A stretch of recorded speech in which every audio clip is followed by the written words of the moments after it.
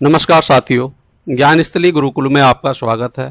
साथियों, चलते हैं आज की करंट अफेयर्स की तरफ। आज की करंट अफेयर्स के मुख्य बिंदु होंगे राष्ट्रपति मुर्मू का मथुरा वृंदावन का दौरा, बुजुर्गों के भरण पोषण में नाकामी पर सुप्रीम कोर्ट का निर्णय, वायुसेना को 97 तेजस विमान HAL से 62,370 करोड़ रुपए का करार, फ्रांस के पूर्व राष्ट्रपति निकोलस सरकोजी को 5 साल की जेल। इन सब चीजों के क्या कारण हैं, एक एक चीज को विस्तार से पढ़ेंगे। इन सब चीजों के पहले बहुविकल्पीय प्रश्नों की एक श्रृंखला है, पहले उसको कवर करते हैं और बहुविकल्पीय प्रश्नों की श्रृंखला के साथ साथ सविस्तार व्याख्या दी गई है, उसके बारे में साथ साथ पढ़ते हुए चलेंगे। उसके बाद भी यदि कोई कमी रह जाती है तो डिस्क्रिप्शन बॉक्स में सारी जानकारियां दी हैं, आप वहां से संपूर्ण जानकारी पढ़ सकते हैं। पहला प्रश्न, वर्ल्ड फूड इंडिया 2025 का शुभारंभ 2025 को नई दिल्ली के भारत मंडपम में हुआ है। इसके बारे में पहला क्वेश्चन हमारे सामने, वर्ल्ड फूड इंडिया 2025 का शुभारंभ कब और कहां किया गया है? यह 25 सितंबर 2025 भारत मंडपम नई दिल्ली में किया गया है। इसके बारे में सामान्य जानकारी। चौथा, वर्ल्ड फूड इंडिया 2025 कार्यक्रम 25 से 28 सितंबर तक नई दिल्ली के भारत मंडपम में आयोजित हो रहा है। इसका उद्घाटन प्रधानमंत्री द्वारा किया गया है। इसका उद्देश्य भारत को विश्व स्तर पर खाद्य हब बनाना है। अगले प्रश्न की तरफ चलते हैं। वर्ल्ड फूड इंडिया का प्रमुख उद्देश्य क्या है? ऑप्शन बी, भारत को एक वैश्विक खाद्य प्रसंस्करण हब बनाना है। अगला प्रश्न, वर्ल्ड फूड इंडिया 2025 में कितने देशों ने भागीदार होने की संभावना है? 90 से 100 देश इसमें भाग ले रहे हैं। ऑप्शन सी हमारा सही है। अगले क्वेश्चन की तरफ चलते हैं। अगले क्वेश्चन, वर्ल्ड फूड इंडिया 2025 के दौरान किस प्रकार की गतिविधियां आयोजित होंगी? ऑप्शन सी, ये हमारी गतिविधियां आयोजित होंगी। अगले प्रश्न की तरफ चलते हैं।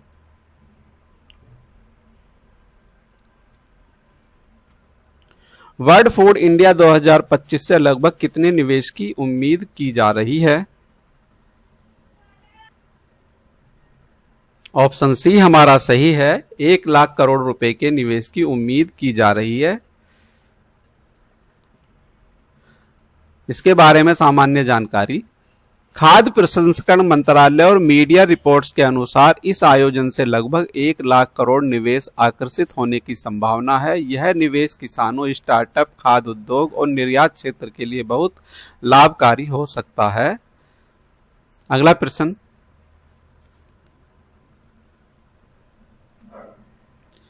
अग्नि प्राइम अग्नि P मिसाइल का हाल ही में किस प्रकार के लॉन्चर से सफल परीक्षण किया गया है? यह हमारा रेल आधारित मोबाइल लॉन्चर से सफल परीक्षण किया गया है। इसके बारे में सामान्य जानकारी। 25 सितंबर 2025 को DRDO ने अग्नि प्राइम मिसाइल का रेल आधारित मोबाइल लॉन्चर से सफल परीक्षण किया। यह पहली बार है जब भारत ने रेल नेटवर्क से इस प्रकार का परीक्षण किया है, इसलिए यह बहुत ही महत्वपूर्ण बिंदु है। अगले पॉइंट की तरफ चलते हैं। अग्नि प्राइम मिसाइल की मारक क्षेत्र कितनी है?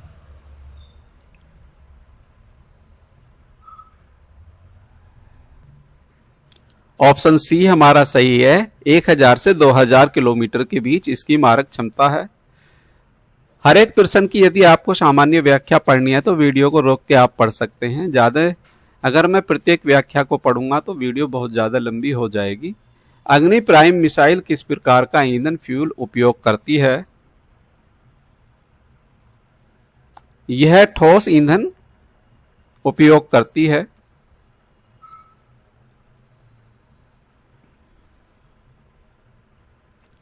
अग्नि प्राइम मिसाइल की गाइडेंस प्रणाली में क्या शामिल है? ऑप्शन बी हमारा सही है।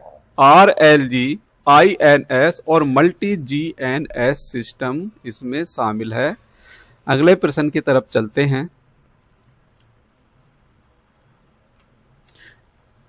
इस मिसाइल में रिंग लैंसर, गायरो और INS, RLG, INS digital control, multi GNSS और माइक्रो INSS सिस्टम लगे हैं जिससे यह उच्च सटीकता लगभग 10,000 मीटर या CEP प्राप्त करती है। अगले प्रश्न की तरफ चलते हैं। रेल बेस्ड लॉन्चर प्रणाली का सबसे बड़ा सामरिक लाभ क्या है?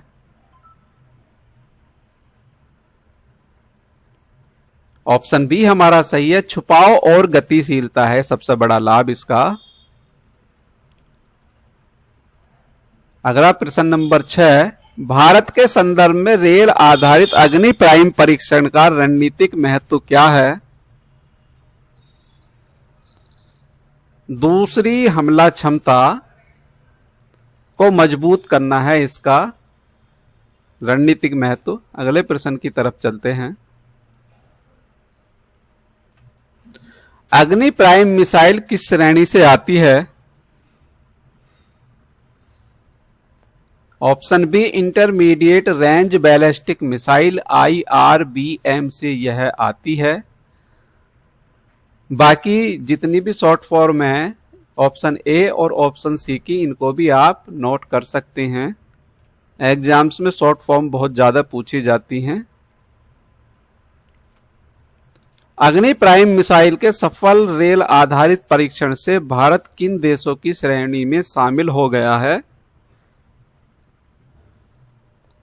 रूस, अमेरिका और चाइना देशों की श्रेणी में भारत भी शामिल हो गया है। अभी तक इन देशों के पास यह टेक्नोलॉजी थी। अगला प्रश्न, अग्नि प्राइम मिसाइल की सटीकता स्तर कितना है?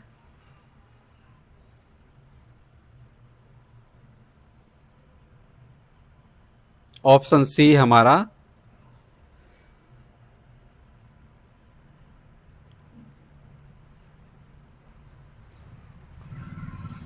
अग्नि प्राइम मिसाइल का विकास किस संगठन ने किया है? यह DRDO ने किया है।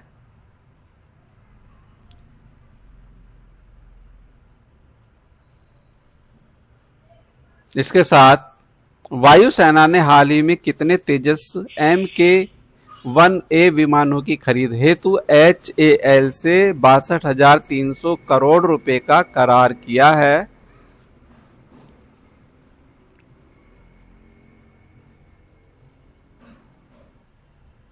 ऑप्शन बी हमारा सही है, 97 के लिए ये तेजस विमान 97 खरीदे जाएंगे।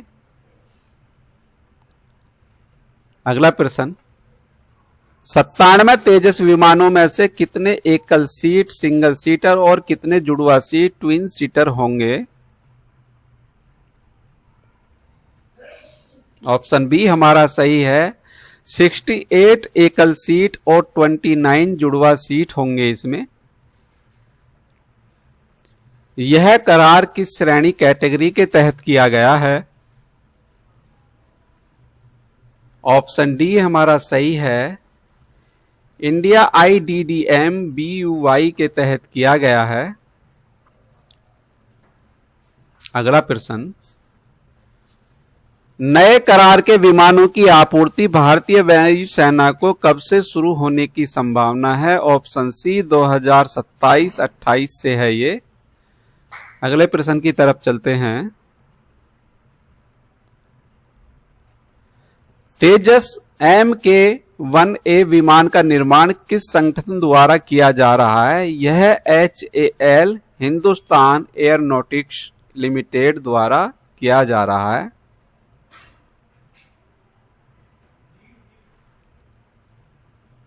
इसके बारे में सामान्य जानकारी यहां पर है, इसको आप नोट कर सकते हैं। पूरी जानकारी पढ़ने में बहुत ज्यादा समय लगता है। इसके बाद अगली खबर की तरफ आते हैं। 2007 के तहत गठित के उस संतान रिश्तेदार को माता पिता की संपत्ति से बेदखल एविएट करने का अधिकार होता है। मतलब सुप्रीम कोर्ट ने यह कहा है कि जो लोग अपने माता पिता की सेवा नहीं करते हैं बुढ़ापे में, उनको सुप्रीम कोर्ट या किसी भी कोर्ट द्वारा संपत्ति से बेदखल किया जा सकता है। कोर्ट उसमें हस्तक्षेप कर सकती है। यह निर्णय बुजुर्गों के लिए बहुत ही खुशहाली लाने वाला है। भारत के अंदर देखा यह जाता है कि बुजुर्गों की सेवा बहुत कम लोग करते हैं। उनकी प्रॉपर्टी के चक्कर में उनको कई बार जान से भी मार देते हैं। कौन सा कानून बुजुर्ग माता पिता और वरिष्ठ नागरिकों के भरण पोषण और कल्याण से संबंधित है? ऑप्शन बी हमारा सही है। यह है maintenance welfare of parents and senior citizen act 2007 है ये। अगला प्रश्न, इसके बारे में सामान्य व्याख्या। यह अधिनियम 2007 बुजुर्गों के कल्याण, सुरक्षा और भरण पोषण सुनिश्चित करने के लिए बनाया गया है। इसके तहत ट्रिब्यूनल गठित होते हैं जो भरण पोषण बेदखली से जुड़े आदेश दे सकते हैं। अगले प्रश्न की तरफ चलते हैं। सुप्रीम कोर्ट के हालिया निर्णय के अनुसार यदि संतान भरण पोषण नहीं करती है तो ट्रिब्यूनल के पास क्या अधिकार हैं?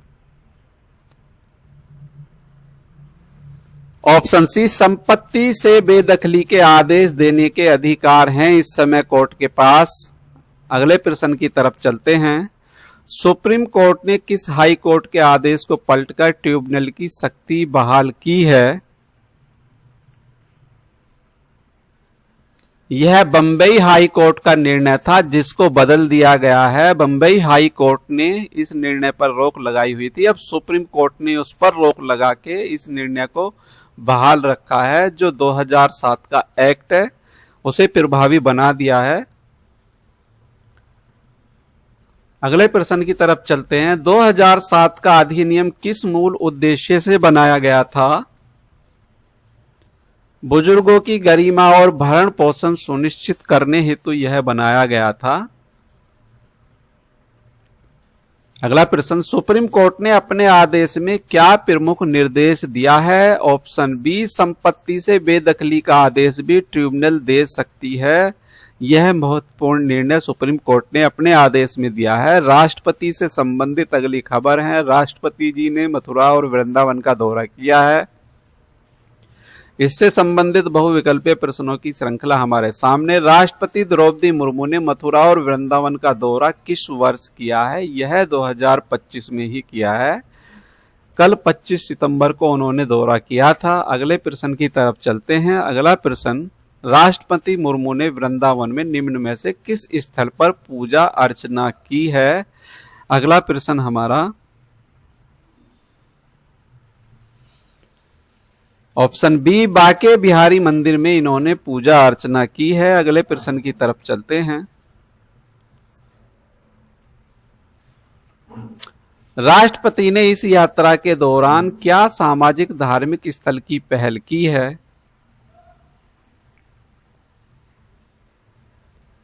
ऑप्शन बी, एक पेड़ मां के नाम पहल और गौ पूजन इन्होंने किया है। अगले प्रश्न की तरफ चलते हैं।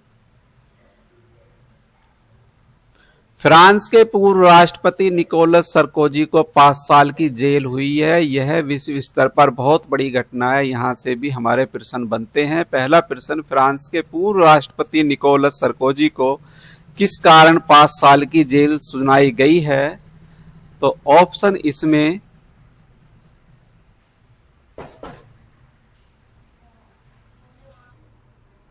ऑप्शन बी हमारा सही है। लीबिया से अवैध चुनावी चंदा प्राप्त करने के कारण इनको 5 साल की जेल की सजा हुई है। ऐसा आगामी समय में भारत में भी हो सकता है।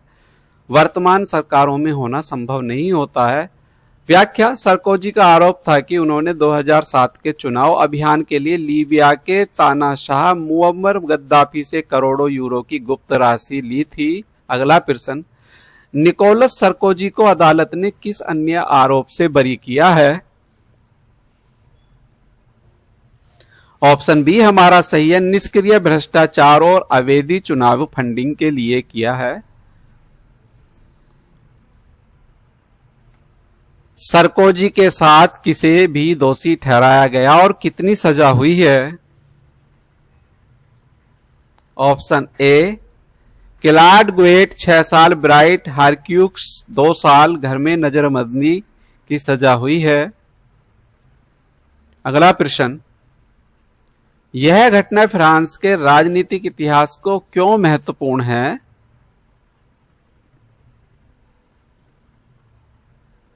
ऑप्शन बी, किसी भी आधुनिक फ्रांसीसी राष्ट्रपति को पहली बार जेल की सजा सुनाई गई है, इसलिए यह महत्वपूर्ण है और फ्रांस के साथ साथ संपूर्ण विश्व के लिए यह महत्वपूर्ण है। अगले प्रश्न की तरफ चलते हैं। प्रश्नों की श्रृंखला हमारी समाप्त होने वाली है। यह हमारा लास्ट प्रश्न है। सरकोजी और उनके परिवार ने अदालत के फैसले पर क्या प्रतिक्रिया दी है?